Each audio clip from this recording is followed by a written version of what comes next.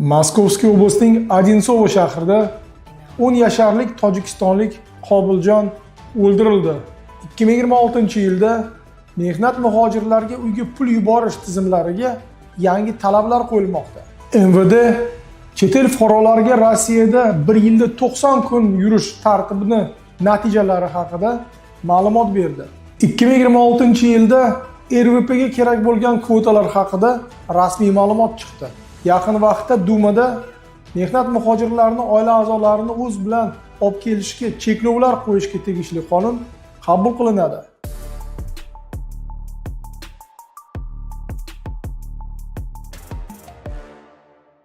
Assalomu alaykum hurmatli vatandoshlar. Bugun 21-dekabr va odatdagi yangiliklarimizni boshlaymiz. Birinchi yangilik, hammamiz guvoh bo'ldik. Afsuski shu 16-dekabr kuni Odinsovodagi maktabga natsistlarning ta'siriga tushib qolgan yana bir bola kirib, tojikistonlik 10 yasharlik Qobiljonni o'ldirdi. Bu yangilik tarqalib ketgandan keyin butun O'rta Osiyo, Rossiya va dunyo bo'yicha ko'pchilik o'z yoshlarini bekitolmadi.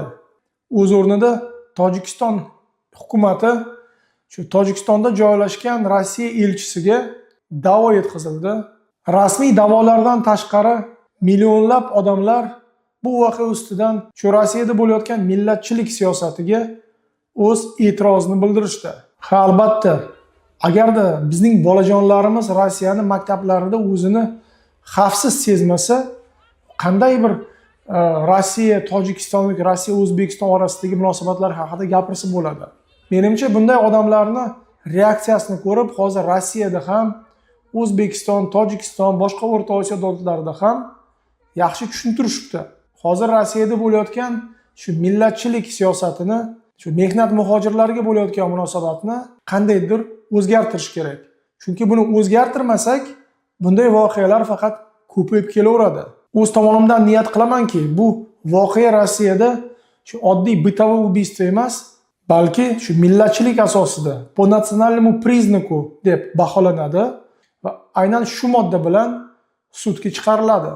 Albatta, davlat tomonidan hozir bir qandaydir choralar ko'riladi. Bu degani shu maktablarni xavfsizliklari kuchayadi, psixologlarning ishi kuchayadi. Bunga qaramasdan baribir siz ham o'z farzandlaringiz bilan gaplashishingiz kerak, tushuntirishingiz kerak. Agarda bunday vaziyat yuz bersa, qanday qilib o'zini tutish kerak, qayerga yugurish kerak, kimdan yordam kuta oladi va hokazo kerak bo'lgan ma'lumotlar. Iloyim Qobiljonning joyi jannatda bo'lsin. Bu bolajonimizning o'limi butun dunyoni yig'latdi. –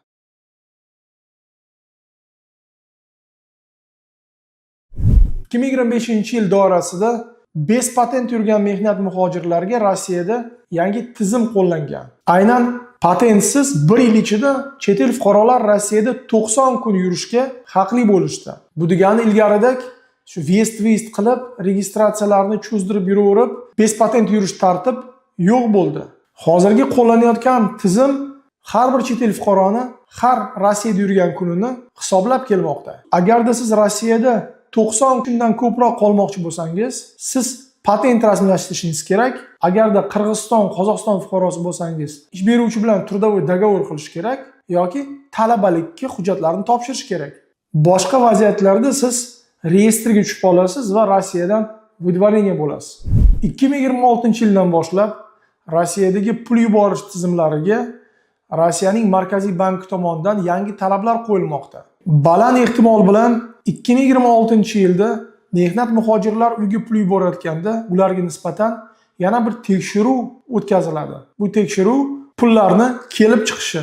Bu degani mehnat muhojir vatanga pul yuborsa, uni qo'lida Rossiyada patent va ish beruvchi bilan shartnoma bo'lishi kerak va bu pullarni u rasmiy bank kartasiga ish beruvchidan oylik sifatida olganligini endi isbotlab berish kerak bo'ladi. Ha, bu talablar hammaga qo'yilmaydi, lekin shu выборочно deyiladi.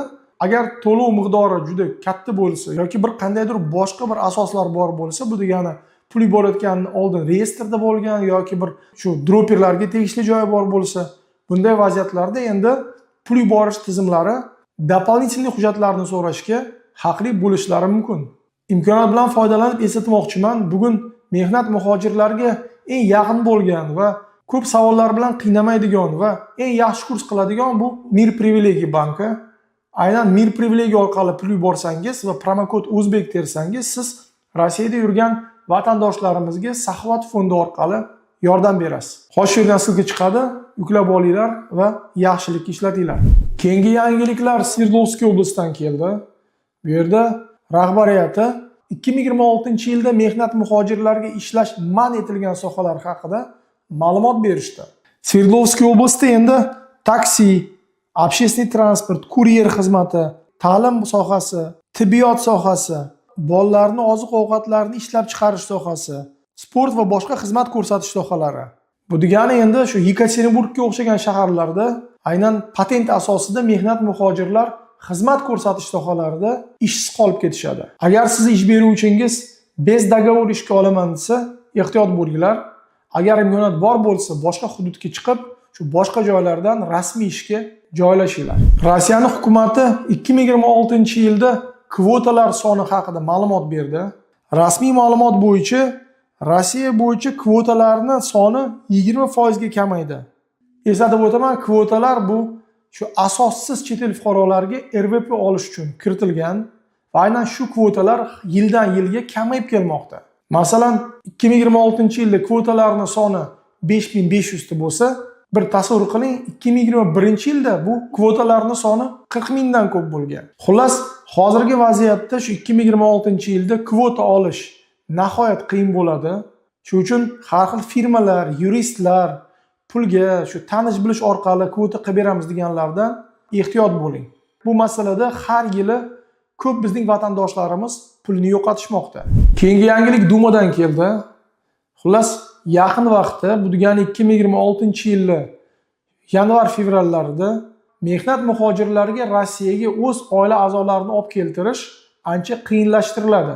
Hozir Dumada ko'rib chiqilayotgan qonunga binoan, agar mehnat muhojir Rossiyada patent asosida niskooplachivniy, niskokvalifitsirованный ishda ishlayotgan bo'lsa, u o'zi bilan oila a'zolarini olib kelishga imkoniyatga ega bo'lmaydi. Agarda mehnat muhojir Rossiyada yaxshi oylik olsa, bu degani ishlayotgan sohasida daromadi yaxshi bo'lsa, unda bir qandaydir buni tasdiqlab berib, garantiyali xatlar bo'ladimi, bankdan vypiskalar bo'ladimi? Shu vaziyatda o'z oila a'zolarini Rossiyaga olib kelishga imkoniyatga ega bo'ladi. Xullas, yana bir qandaydir yangi qonun kiritiladi. Bu qonunga tegishli ma'lumotlarni biz albatta alohida video qilib chiqaramiz. Hurmatli do'stlar, bugungi yangiliklarimiz shu loyihalardan iborat. Savollaringiz bor bo'lsa, kommentariyada qoldiringlar. Sog' bo'linglar, hurmatli vatandoshlar.